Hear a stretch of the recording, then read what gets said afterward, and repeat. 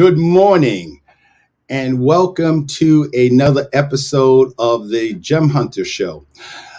This show is actually being broadcast in Europe, in France. So, to my French friends and family, bonjour, comment ça va? Bienvenue. My name is Barry Mixon, and I will be your guide through the art, science, history, and magic of gemstones, precious metals, and fine jewelry. On Wednesday, and this is a special episode because it's a continuation of what we talked about on Wednesday. Today, we're going to be dealing with the origins of the engagement ring. And on Wednesday, I introduced most of you to what this is called the Chaunis Geneva, actually coming from the House of Chaunis, which is located in Geneva, Switzerland. This is the first all diamond 150 carat diamond ring. It was cut from a Brazilian diamond using laser technology in order to do this. So there's no metal in this. This is a complete diamond ring. It is a G color VS1 diamond, and it took 1 billion years to form. It took over a year to create, and it sold for $70 million in 2012. Now, although the Chaunis Geneva has the world record for being the first all diamond ring, it is not the only diamond ring that holds a place in the Guinness Book of World Records. The ring that holds that place for the most diamonds ever put on a human finger is the Tavere my Russian is a little off. It's called the Savare Swan ring. This ring is a 2,525 carat ring. It took something like over 600 million years to form. It took 530 hours to design. It took 3,625 days to actually put together. And it's a 10.4 carat diamond ring, and it sold for $1.3 million. And the reason why I say all that, the reason why that is so important is the fact that everything I've said, the most important thing that I want you guys to get is that it's all based on value. Here's $70 million for a ring. The Savare Swan is basically a cocktail ring with very small diamonds, something like 0.001 to 0.005 diamond rings. The color is a G color. The grade, the clarity goes from VVS2 to VS1, $1.3 million. And the reason why they can charge those type of prices and expect to get it is because of one word: value. As most of you know, identify myself as a gemological storyteller. And there's a hierarchy in jewelry. It goes from jeweler. Anybody could pretty much be a jeweler. Basically, you have to like jewelry and you're selling jewelry. Then there's a gemologist, where you're actually studying the art of gemstones, the science of gemstones. And then you get to the highest levels, which is a gemological appraiser, where you actually are appraising the value of a gemstone or fine jewelry. And when you first, and of course, there's all kinds of classes that you have to take to understand, hundreds of classes that you have to take to understand how to value a piece of jewelry. But early on in my career, the thing that really got me to understand value, and more important, stories, is the first day coming from the first class that I took in jewelry appraisal. In fact, I took out the book just as you can see, it's kind of weathered. And this is the one-on-one. So it's called GJ 201, which is the principles of valuation. And on page 33, it has a principle of the first principle of jewelry appraisal, which is called the principle of progression and regression. And in it says the value of a property placed in the context of either higher or lesser valued properties will increase or decrease, respectively, by the association. Let me say that again. The value of a property placed in context of either a higher or lesser valued property will increase or decrease, respectively, by the association. And when I read that, I had an epiphany.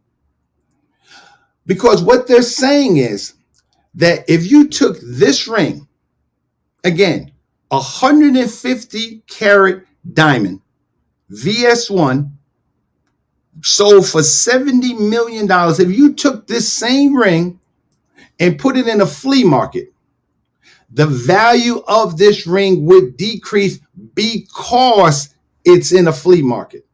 In fact, you would probably walk, when you first look at it, it looks like one of those rings that your little kid would have, with the lollipop type of rings. You wouldn't even think it was real because it's in a flea market. The same thing with the swan ring.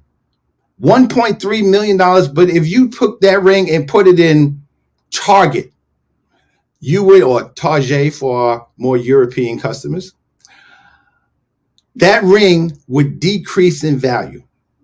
And when I understood that, I said, that's the reason why jewelry costs what it costs.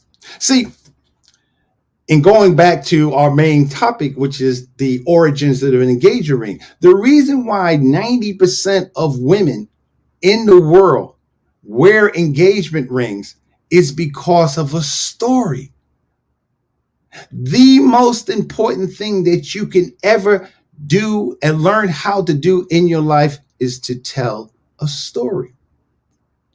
Diamonds weren't valued for a long time, especially in the United States. Diamonds were not valued until the 1930s, really until 1947. Diamonds were worn by monarchs, kings, queens, things like this. So that's where diamonds were. In fact, the first engagement ring came from a story. As I told you on Wednesday, the first person who ever gave an engagement ring to a woman was a man named Maximilian I. Maximilian was an archduke. He was an archduke, but what you don't know is that he was also a Habsburg. A Habsburg was the predominant royal family in Europe. In fact, they ruled Europe for almost from 15th century to the 20th century. And because the technology was so new, diamonds were not faceted until the 15th century in a place called Bruges, which is in Belgium. Well, although Maximilian loved his future wife, her name was Mary of Burgundy, Maximilian was only 18 years old. He didn't know anything about diamonds. And of course, when you're 18, you don't really know a whole lot about love. But what he knew was that he wanted to increase the property, increase the reach, the control of the Habsburgs family. Her father, Mary's father, was named Charles the Bold.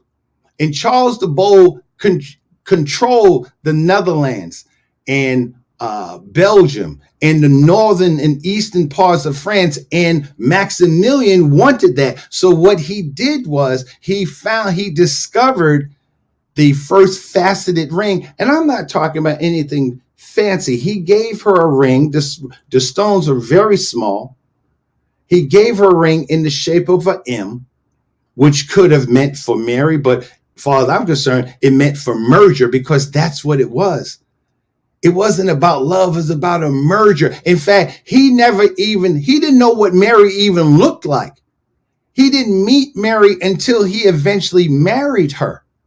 So what happened is he got the ring, brand new technology. Charles the Bold was into technology, and every guy on the planet knows if you want to be with a woman, what do? You impress the father. So he impressed Charles the Bold by giving Charles the first engagement ring to give to Mary. And then Charles made Mary promise that she would marry Maximilian. Well, unfortunately, Charles never got a chance to see that because Charles died in battle. So therefore, leaving Mary, who was Charles's only daughter, by herself, Mary sent a letter to Maximilian, okay, and literally begged him to marry her, that she was willing to keep her promise that she made to her father to marry him. So after about 6 months, he decided to go, Maximilian, to Bruges to marry Mary. So there was no great romance. There wasn't all the things that we imagine a man should do for his beloved, giving her an engagement ring. That whole getting down on one knee and saying, will you spend the rest of my life with you? No, that didn't happen at all. And out of the deal for Maximilian was not only did he get married, he did love her. He did marry her, although the marriage only lasted for 5 years because she fell off a horse and died. He was 18, she was 20. So she was older than him. But the merger, the first engagement ring was given not for love, but to get more property, more possessions. So out of the marriage, Maximilian, not only did he get the Netherlands, he got Germany, he got Hungary, he got Croatia. He was king of all those countries. And what he wasn't king of, he was a duke. He was a duke of all kinds of countries and regions, all the way to Italy. So he consolidated the Habsburg power by marrying Mary and giving her that ring. So how did we get to the point where 90% of the women on the planet have an engagement ring? Because of a story. See, and I told you on Wednesday how diamonds started. Diamonds were not known. They were known in India and known in Brazil, but diamonds were not commonly known, and no one knew where diamonds actually came from or how was diamonds produced. They were just found. So up until the early 19th century, diamonds were just stumbled upon. The first diamond in South Africa. So diamond production, let me back up. Diamond production, worldwide diamond production was maybe 100 pounds a year. You would just find it in a river or on a mountainside. In 1866, a man named de Klerk saw a little boy named Erasmus Jacobs playing with a gemstone. He didn't know it was a gemstone. He was just playing with a rock. The boy, Nicholas, was just playing, Erasmus was playing marbles with this gemstone. He didn't know what it was. So his mother saw him noticing the ring and said, do you know what this is? And the clerk said, no, I don't know what it is. So his mother gave him Erasmus' ring or stone. The clerk took the stone, ran it up the flagpole, and found out that it was a 22 karat diamond. Fast forward 3 years. A man named Bowie, who was a sheep herder, which actually he comes from the same tribe of people as Nelson Mandela came from. He looked, and when you see a picture of him, he looks just like Nelson Mandela. Bowie found this big giant rock. He went around to the townspeople and said, what will you give me for this? And in his knocking on the doors, he went to the clerk's house. Now, when he knocked on the door and said, what will you give me for this? The clerk didn't know what he was looking at 3 years earlier, but now he had been trained. He began to understand what a rough diamond looks like. And what he knew was this sheep herder had a stone in his hand that was at least 4 times bigger than the one he had in 1866. So he was a nice guy. He gave him, I think, 500 sheep, 10 oxen, and a horse. And of course, Bowie probably was like, crazy white man, you give me all this for 1 stone? But it wound up being an 83.5 carat diamond, which is now called the Star South Africa. So that's where it went from hundreds of pounds, a couple of 100 pounds a year diamond production to now millions of metric tons per year. Cecil Rhodes, the same guy who is known for the Rhodes Scholar, that's where he got his money from the diamond industry. He consolidated all the mines together and he created a company called De Beers, which all of us are familiar with. De Beers was actually the name of the farm that the diamonds were found on. The 2 guys that were brothers, the De Beers brothers, they didn't want any part of it. So Rhodes gave them some money, not a lot of money, for control of the land. And De Beers became this huge company, taking in millions of tons of diamonds every year. What problem was, and they controlled the diamond market from 1888 to 2011. But even earlier than on was after World War I and World War II, now you had a problem. De Beers had too many diamonds. They had so many diamonds, and as the wars went on, World War I, World War II, the monarchies got smaller and smaller. There were less people to sell who would buy the diamonds. I mean, yeah, King Louis Louis the 14th, the sun god, the sun king. Sure, he had huge diamonds, but he was no longer in power. He was no longer alive. So what De Beers did was 2 things he did. He controlled the diamond market, meaning he made something that was so ubiquitous, so popular, it was a commodity. So he controlled the production of it. So he made diamonds rare. That was the first thing that he did. And then the second thing he did, not him particularly, but the company De Beers, they went to an advertising firm called N.W. Avers.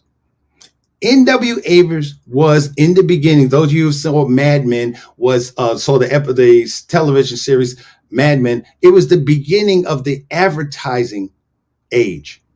So what De Beers did, when they went to N.W. Avers and recruited 2 women, the women's name were Dorothy Dingram and Frances Gertie, and they created the greatest advertising campaign in the 20th century.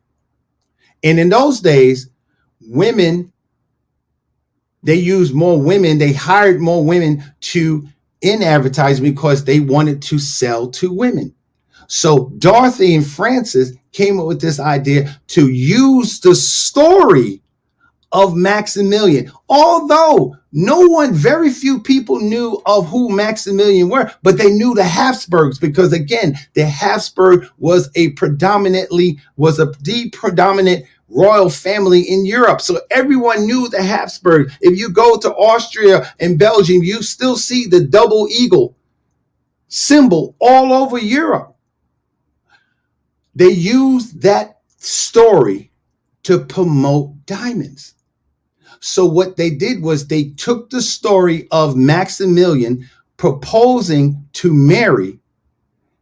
And of course, he loved Mary. So they changed the story slightly to make it seem as if he gave the diamond ring to Mary to declare his love.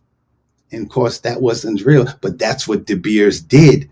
They created that story. So first they made people, more importantly, young women, believe that if you have a man who loves you, if he really loves you, like Maximilian did, he would present you with with a diamond. In fact, Maximilian was not only just an archduke, and then he became an Holy Roman Emperor, and he was a king of several different countries. He was also a knight. You get the pattern? He was the knight, a real knight. In fact, I saw his armor in the Cleveland Museum. Beautiful armor with all type of piping and filigree. He was a real knight. The whole concept of jousting and sword fights was a part of Maximilian's world. And he literally went to battle and won a whole lot of battles being a knight. So here you have a situation is you have this young dashing, and he was fairly good looking, even though he suffered from the Habsburg curse of being they had a lot of inbreeding. They used that story to promote diamonds. So again, value. If something is next to something that has, if an object is next to something of increasing or decreasing value, it takes on that value. So when you buy an engagement ring for the woman or person that you love, you are increasing their value. And that's how the first engagement ring came about. Because now, by virtue of the value that's pertained in or imbued in a diamond, you're increasing the value of your love. And that's why stories are so important, because it literally tells people that you love this person because you're giving something of a perceived value. And that's what this show is about. The whole history of mankind really revolves around gemstones and precious metals. So each week we will talk about different gemstones, the color, the cut, the clarity. Next week we'll talk about the 4 C's. Hey, Barbara. Hey, Barry, can you hear me? I can hear you now. I couldn't hear you before. I couldn't hear you before, but I'm sorry I got all into it and stuff because literally, Barbara, I know you asked me $70 million for this. I know you, so you get a discounted price, $70 million. For you, $50 million. You know, you get the homegirl discount price. But literally, every gemstone, the diamonds you wear is, in fact, not only, one last thing is scientifically, not only diamonds are not rare, and diamonds are the hardest substance, but diamonds are thermodynamically unstable, meaning this diamond and all the diamonds that you own will eventually become a pencil.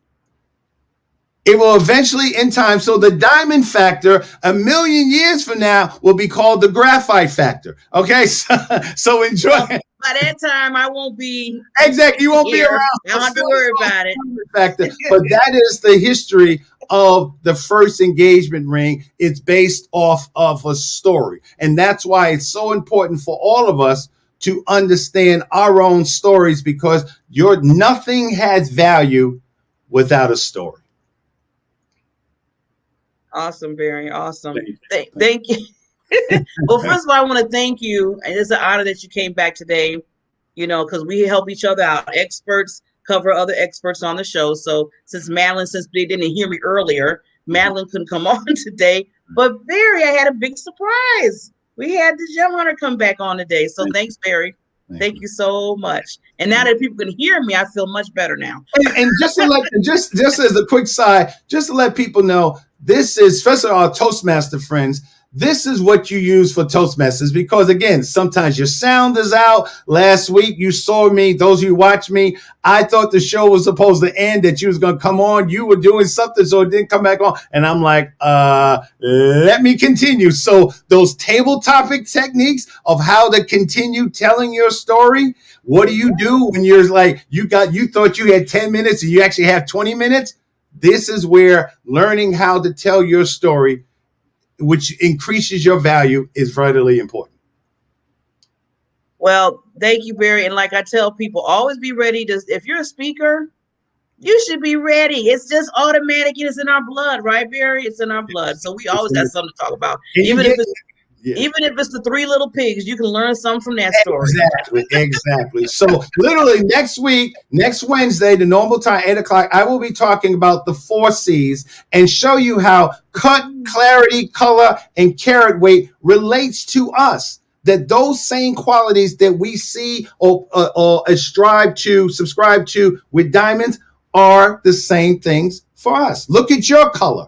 So if you were a diamond, you would be a beautiful milk chocolate diamond. And because diamonds or all gemstones are based on color, your value would be extraordinary. So I'm thinking about $30 million just to be with Barbara. Yeah, that's what I'm thinking, because she's a beautiful chocolate colored diamond. Voila. Okay, Barry. Thank you for, Thank you. for giving me the compliments. You know I appreciate you. You are bad. I'll see you next Wednesday. Okay, bye-bye, everybody. Barry, he does that. He does that. But first of all, again, I got to thank him for coming on, because, just to fill in the time. And I know that him coming on talking about, your stories, your uniqueness, what's your value? What is your value? Do you trust your value? Do you know that you're valuable? I'm always telling people, especially the women, and I call women the Queen Diamonds. I do call them Queen Diamonds because they are special. They are royalty. You have those gifts. Just put them out there. And going into gifts, we're going to be going into 3. Lady has some awesome gifts. They are a part of the Make It Happen collaboration book that is going to be coming out. I don't want to make sure. And I think in March of this year. So what I'm doing, and I partnershiped a little bit with Kern. She is this awesome visionary. She's the one that is part of the whole collaboration book. And she brought these women together. I think there's like 30 of them. Awesome stories. They put pen to paper. They're putting their stories out there. You're going to get to hear from 3 of them today. But before we do that, we always have to give our sponsor their time. So we'll be right back. I'm hanging on your every word. The love inside, I feel it burn. I've never felt this way before. I've had a taste, now I want more. So here we are, just you and me. I'm overwhelmed when you touch me. Your touch so sweet, I hear the sound. 'Cause when you do, my feet won't touch the ground.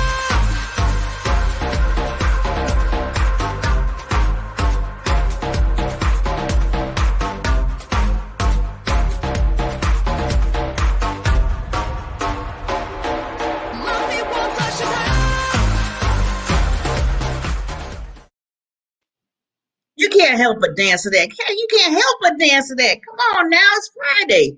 So with that, I gotta bring the ladies in right.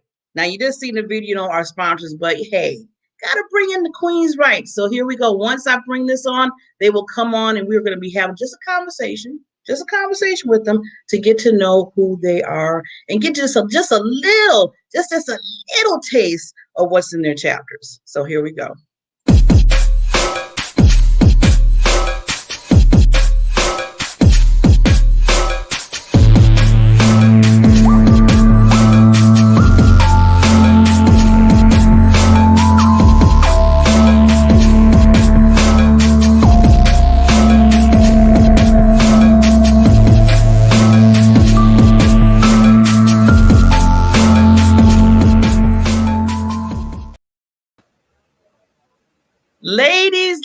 Ladies. See, they're all here. Yay!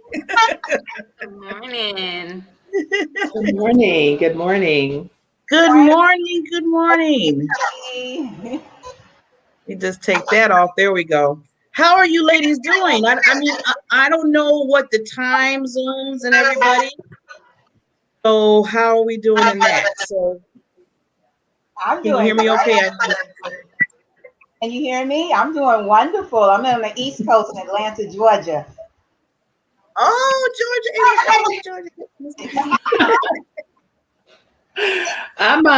It's not too early for me. I'm in Northern Virginia, so East Coast as well. Okay. And I'm in Mississippi, and so it's still a little early for us, but not too early. We're right at 9 o'clock. Okay. So I don't have any like California people because I know that would be. No.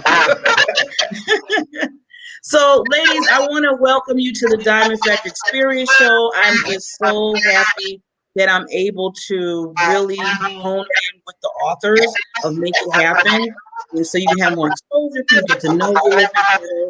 And I always tell people that when you're putting your stories pen to paper, it's a whole nother world. And it takes a lot of courage and a lot of perseverance and time and effort. So with that, I'm always talking about shining, especially with the Diamond Factor that's my brand. We have to let that shine to others because it is so important. A lot of people, they don't want to put a lot of stuff out there.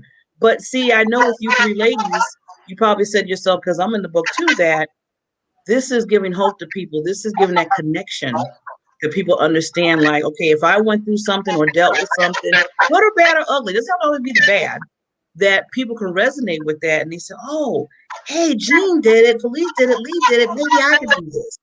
So I really want to start off first by just doing just a small introduction. You can introduce yourself, because usually I say, you know how some people read somebody's bio and I'm like, you know what?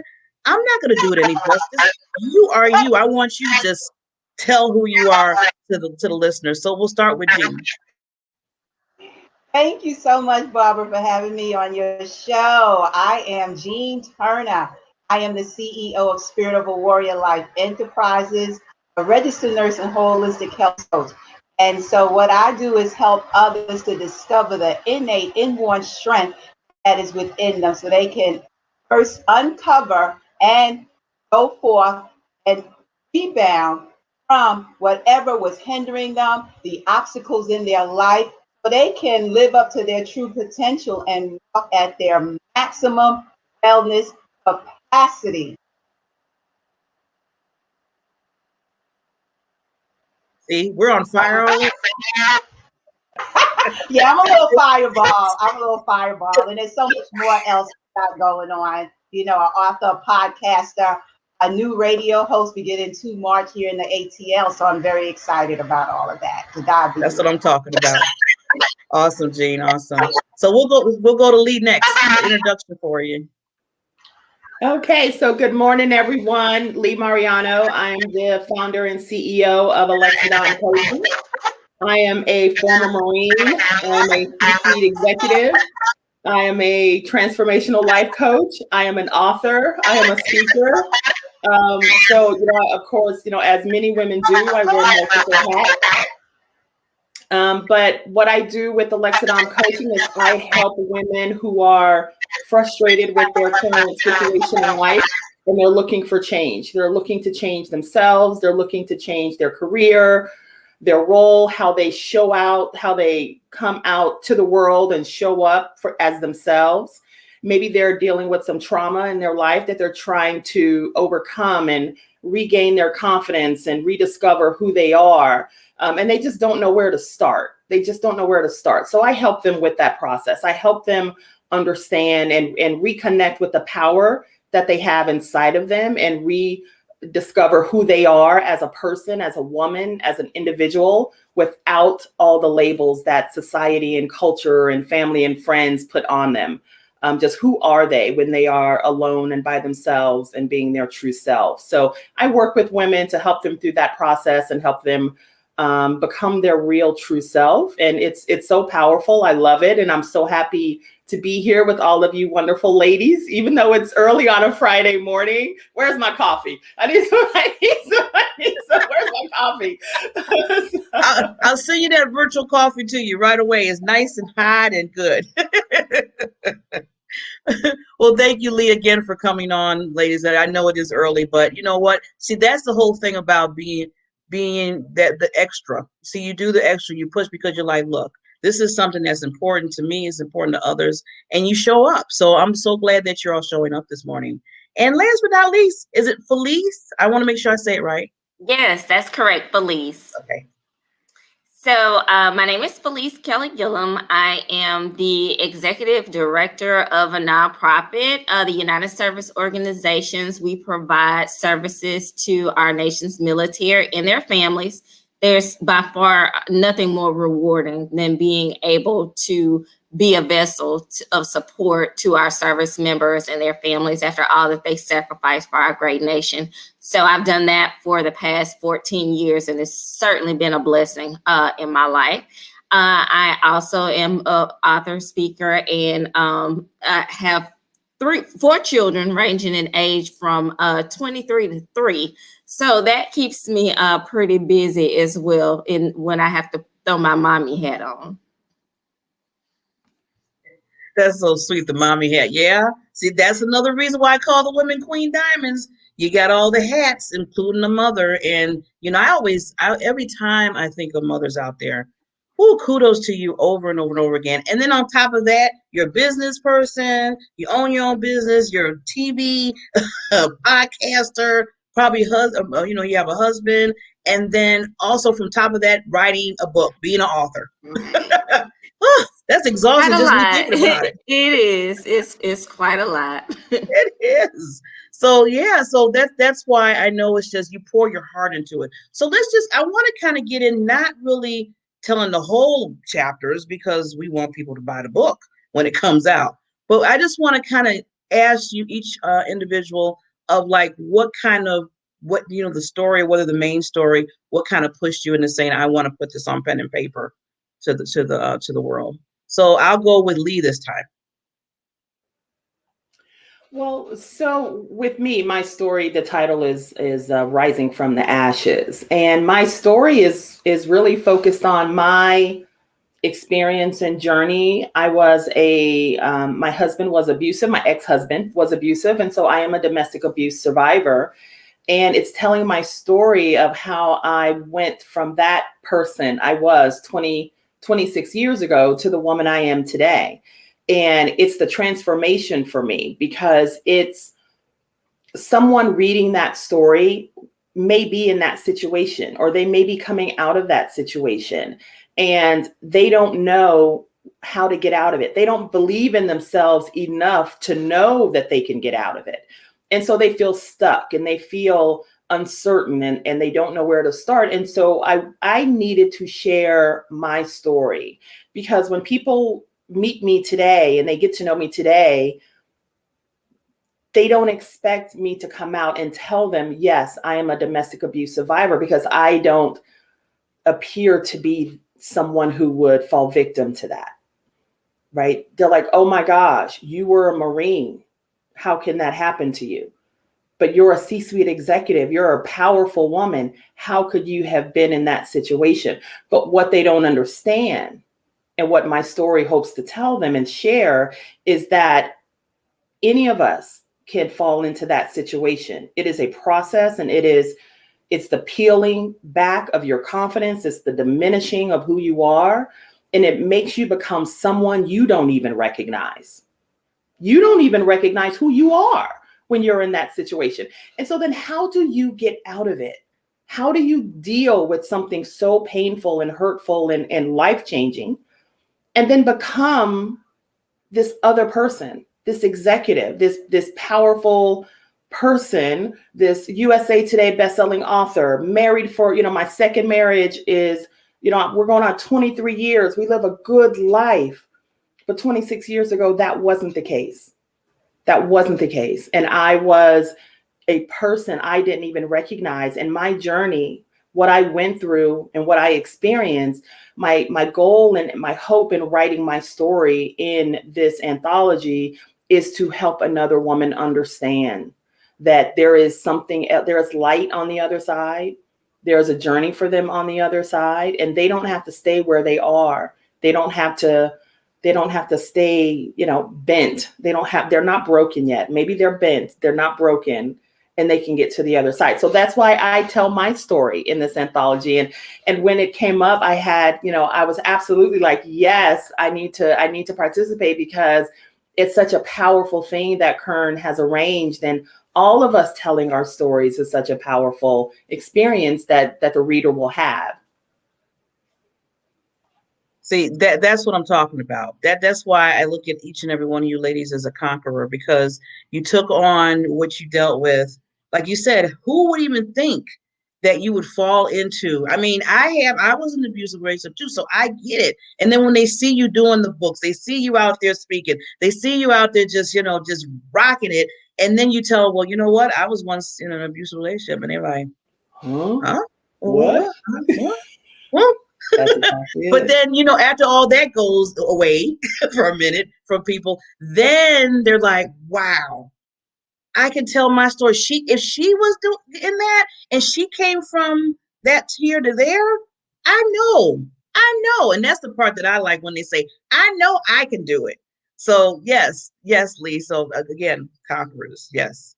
So let's go to Jean. I know you have a rocking story too. Look, look. So my story in the anthology is the resilience to make it happen, and it comes from a time in my life to where I was the perfect picture of health. So this whore army chick, a marathon runner, thinking I'm doing all the right things to maintain the state of health that I knew all my life, and then suddenly, life being interrupted, and here I am, and I'm hearing, a healthcare professional tell me that I have a malignant tumor in my lung. And so, a lot of times, we look at just the physical aspects of a diagnosis like that. So my story in anthology pretty much tells about, how I was able to overcome, of course, by the grace of my father, the physical, the mental, emotional, the social, the financial, the professional aspects, because there's so many other aspects that goes not just with a cancer diagnosis, but any kind of life-changing health crisis, right? Or a well-being crisis. It doesn't even have to be health. It could be a financial crisis, any type of crisis, trauma, whatever that crisis is. And so that's what my chapter is about. It's about drawing on that innate strength, that inborn strength that each of us are given to overcome any obstacle, any adversity. And that's really how my company, Spirit of a Warrior Life Enterprises, was born and birthed from. So that is what the resilience to make it happen is all about. That's why I love bringing on the women. Yes, yes, and I love what you have, the warrior.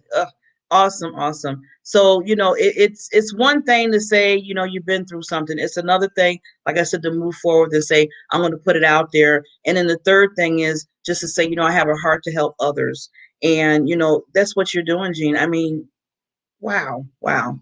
So let's go to Felice. That's why I don't want to see. I'm telling people I don't do all the talking here. I let the authors do the talk because I want you to hear these amazing stories from these ladies. So Felice, you're next.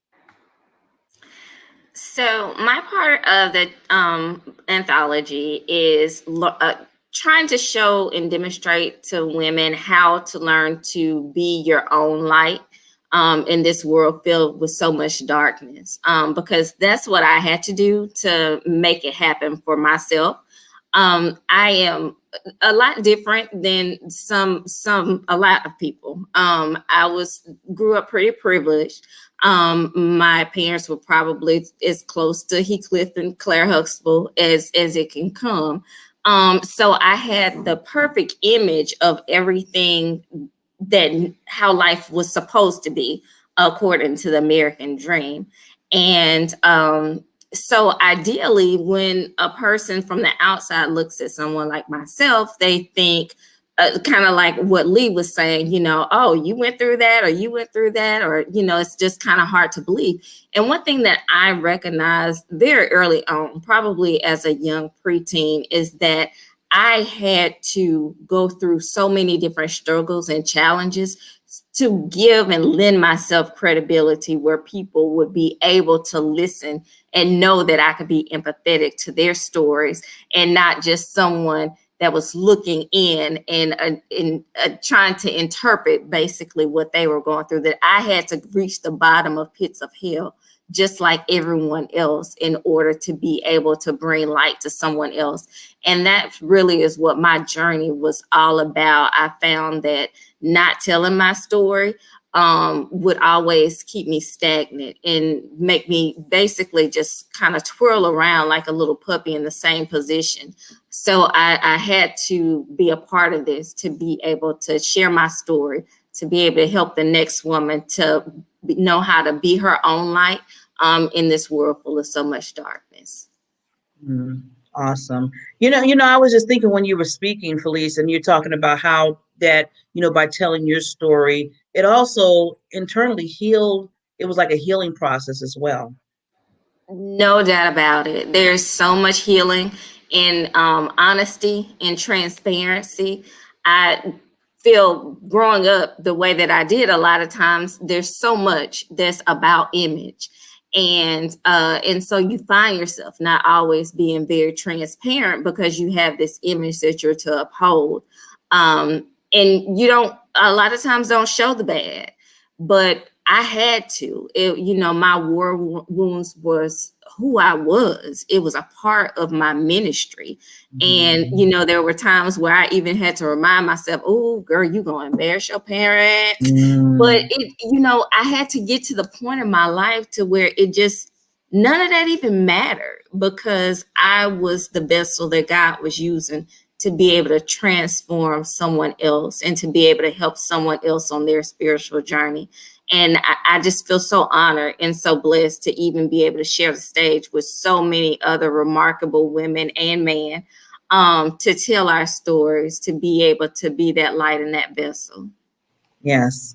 I think it gets to that point, like you just said, and for all of us, it gets to the point where, okay, I got to just let some things go and just say, I am open and have the courage to tell the stories in my life so people can know that they're not alone.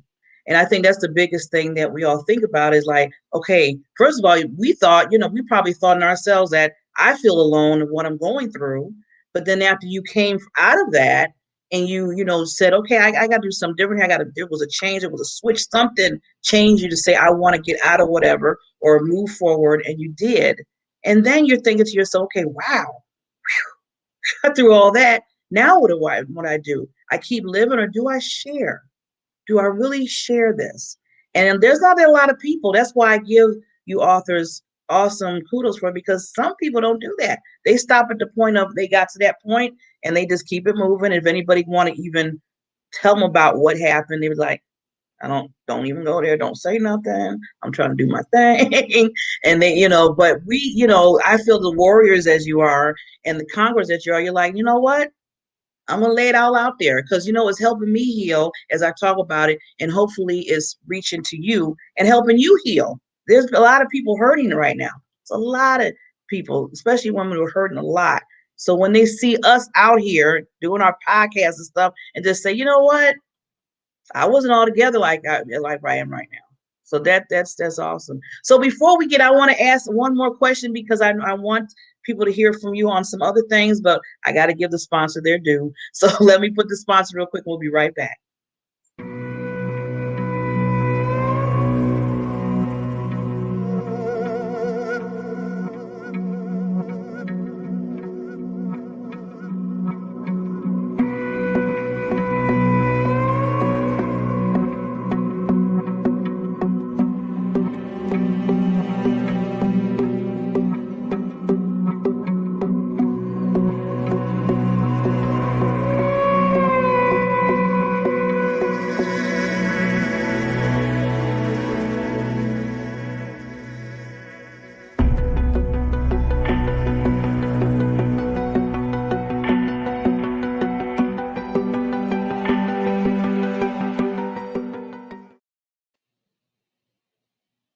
We are back with the wonderful women again of Make It Happen collaboration book that's coming out in March. We have 3 of the awesome authors, Lee, Jean, and Felice, and we're just learning, first of all, who they are, what they do in this world is amazing. And then also they're peeling a little bit of their lives in their chapters to let you know, hey, you're not alone. Hey, I've been through this and this and this. Hey, you want to hear my story? You think you're going through something? Look at what I went through.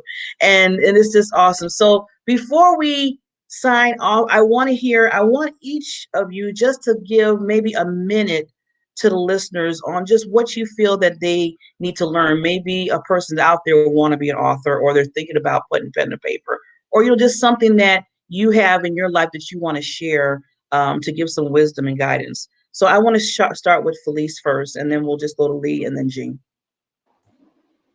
I would encourage anyone who has a story, and so that means everyone, to be open to being transparent and speaking your truth and telling your truth. I know so many people in my own life that have aspired to be authors and write their own book. And I found that this anthology is such an amazing way to get your foot in the door. This is my first project. So my first book project, rather. So it really has been an amazing journey to be able to kind of learn the ropes without jumping in, yourself. Kern is just an amazing mentor. And there's so many other ladies in this project that are just amazing mentors. So I would encourage anyone that wants to go on this journey, find yourself a mentor.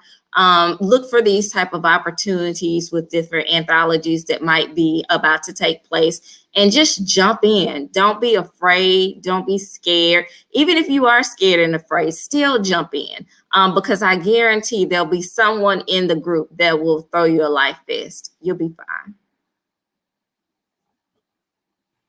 Okay, Lee. Yeah, so I would second Felice's comments. I'm a little different, of course. I've written 39 novels that are published on Amazon. So thank you. So I have been writing for a long time, and and I go through the same cycle, even writing this smaller chapter compared to a full-length novel. You go through the same process. You want to pour as much of yourself into the words that you're putting on paper, and you just want people to understand. You want to place them in the story so they can see what you're writing as if it's a movie playing in their head. And you want so much for them to get it, for them to feel what you're trying to write, for them to feel the emotion. But then you're also scared. You're scared that someone's going to read your story and they are going to see you. They're going to see you, and they're going to know you maybe more than you wanted them to. And that's scary. But I would say for anyone who wants to tell their story, who has a story inside of them, they want to share their experience, they want to share what they've been through, they want to help others become something different, or give a lesson, or learn something new. Sometimes you just have to put the words on paper. That's the one piece of advice I can tell you as someone who has written more books than I ever thought I ever would. Sometimes you just have to put the words on paper. Just let the words flow from your brain. And even if no one else reads it that first time, even if no one else reads it, get the words on paper, because it is cathartic. It is getting them out of your brain onto paper, and you see it and you feel it, right? And if later, if an opportunity comes, I absolutely agree. If the opportunity comes where you can participate in an anthology like this and tell maybe a small piece of your story, jump on that chance. Because the process of what you go through and the support that you get from other authors is amazing. Because now you're all in this circle of trust. You're all this family, and you're all sharing your experiences. Jump on that chance. But even if you don't, even if that opportunity hasn't come to you yet, start writing your story just for your own relief, your own just process of getting the words out of your brain and onto paper. Awesome wisdom. Thank you, Lee. So important. 39? Woo, okay. I'm a little guppy. But anyway, Jean, give us your wisdom and knowledge, right? So I agree with everything my co-authors have said, but I just want to add this as well. In the nursing profession, we encourage others to write down their stories, and we call it journaling, because when you write out whatever it is your process is, whatever your wilderness experience is, whatever it is you are going through and dealing with, it is healing. It is one of the implementation, the plans of care that we truly ask others, our patients and our clients to, because it brings about healing. It is a great way to heal, and it's part of the healing process. And as an author as well, I've written and self-published 4 other books. I am a co-author for a book in my profession, and now this anthology and another one. I can truly say that writing is cathartic, as Lee said. It is part of the healing process.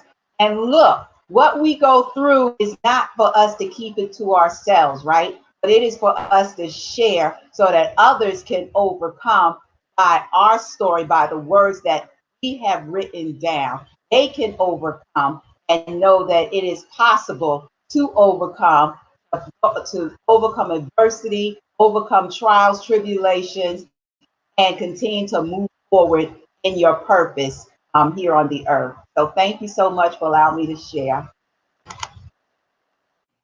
Ooh, okay. So now I have to say this. See, you ladies just have me wanting to ask one more question before you, because the thing I want to do right now is I want you to just give one word that really just resonates with you on like a day-to-day basis, that just keeps you moving, one word in your life. And then after that, please let everybody know how they can reach you, because I just don't want people stopping just because you're more than authors.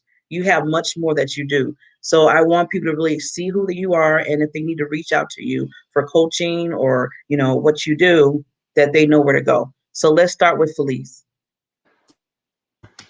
My word is really consistent with my chapter and what I've basically kind of adapted as a theme for my life, and it's light.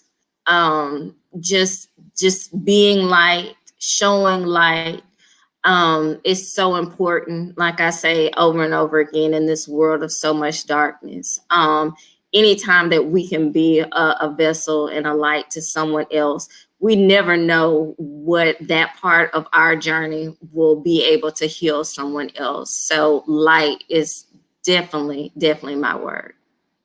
And I can be reached on all social media platforms under my name, Felice Kelly Gillum, and also my website, FeliceKellyGillum.com.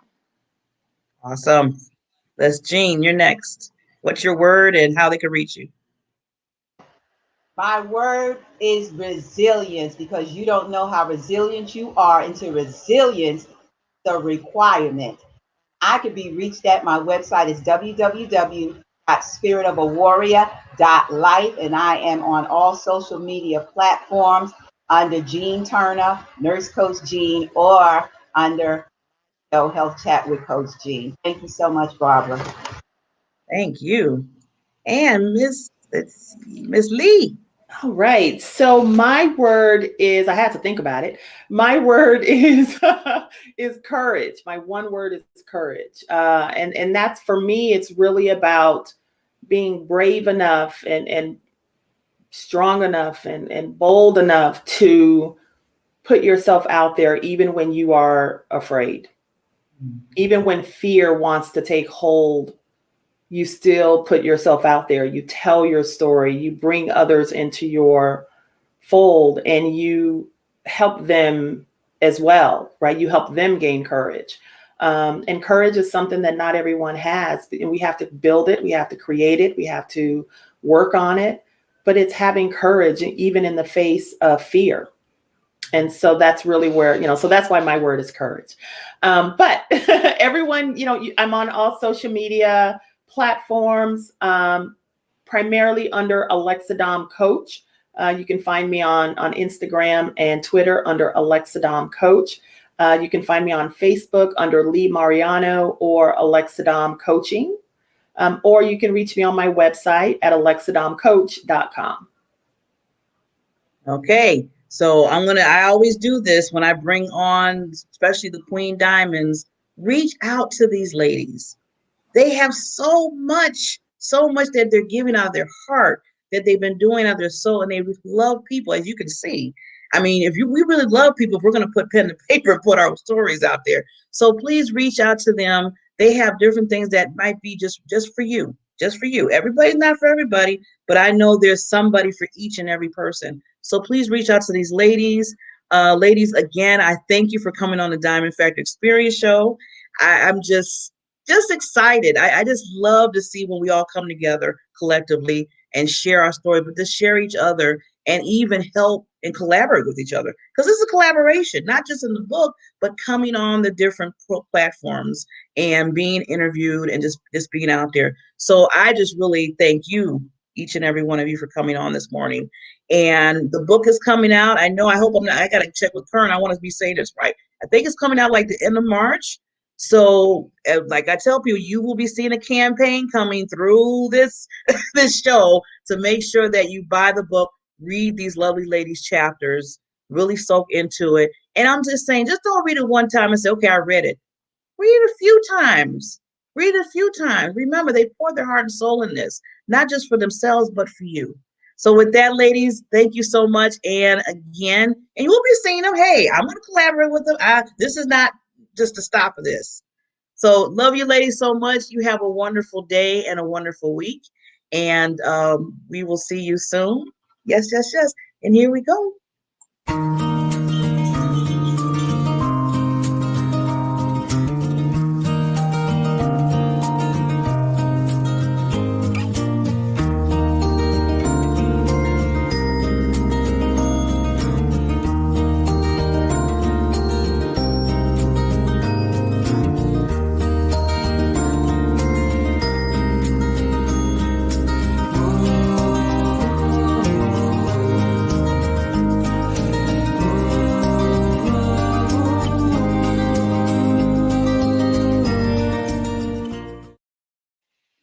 Okay, I told you I bring the best. So we have these wonderful authors. Oh my God, Lee Felice, Jean, thank you so much again. Barry, thank you for coming in today. Just taking the place of of Madeline. And then also, I just want to go over the 3 words that the lady said. These were powerful. Being a light in the world. And then resilience. You got to be resilient no matter what's going on. Remember, I always talk about the storms and the everything that happens in your life. Just for a reason. You just got to be resilient, move forward in it, and then have the courage to do it, the boldness. And now my word, I didn't tell you what my word was because I wanted to make sure the ladies said their words because it's all about them. See, one thing I've learned that when you're bringing in people to talk or interview, it's an honor for them to come on the platform. So I want to make sure I do them justice by letting them say what they have to say. You can hear me talk all the time. This is my show, right? So you're going to be talking, I'm going to be talking. But when I bring in the people, I want you to listen and hear what they have to say because it's so important. It's very important. But I love how my word is bold. Be bold. Be bold in whatever you do. Even if you don't feel like it, be bold.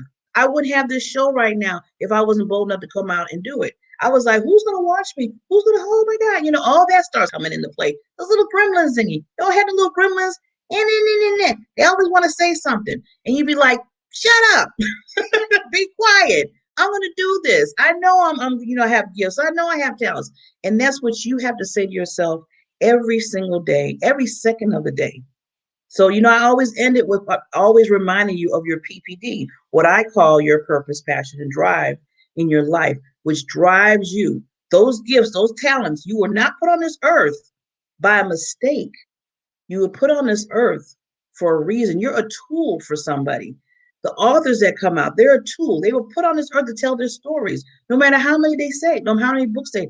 There's a reason for that. If you're a coach, you were put on this earth to coach others, to help them. If you're a teacher, if you just know how to organize well, you were put on this earth. Like I said, those talents, those gifts, what you do is so important. Never down it, never doubt it, and never put you as second best. You have value and you are important and you're amazing. And with that, I will see everybody on Monday morning. We're going to bring back, our expert, Iqbal Archer is going to be on, and then another expert surprise. I always give you surprises. So we're going to have that afterwards. But have a nice weekend. See you on Monday. As I always say, keep shining your diamond because you rock and you have that diamond factor in you. At PPD. See you on Monday.